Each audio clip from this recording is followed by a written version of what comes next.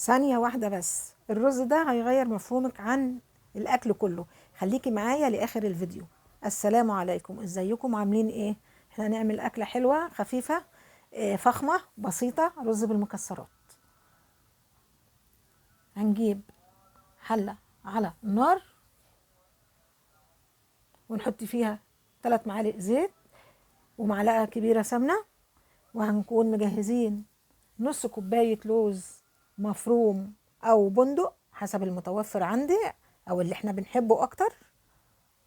هنسيح الزبدة مع الزيت ونحط فيها البندق المجروش أو اللوز نص جرشة، وهنقلبهم فيه لغاية ما يبقى لون ذهبي فاتح، ما هنغمقوش عشان ما يبقاش مر.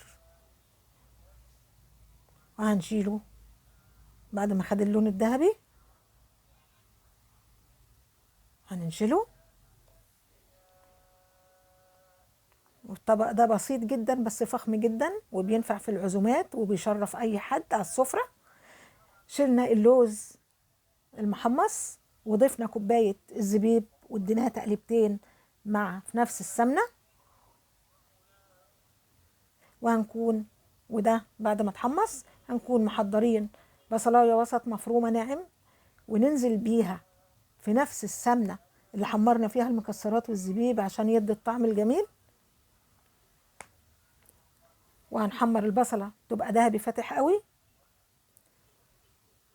وهنكون محضرين معلقة وربع قرفة ناعمة صغيرة، هنديهم تقليبة مع البصل لما تطلع ريحته. ونفرك مكعب مرق، وده اختياري، لو عايزة عندك شوربة ممكن تضيفي شوربة زي ما انت حابة.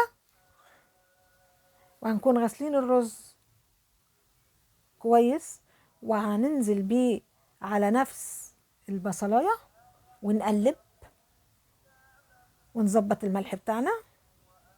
وده رز مصري، كل كوباية رز عليها كوباية مية.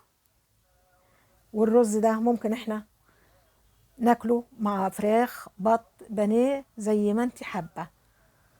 وهنضيف المية ونقلب ونغطيه ونسيبه يغلي، وبعد ما يشرب المية نوطي.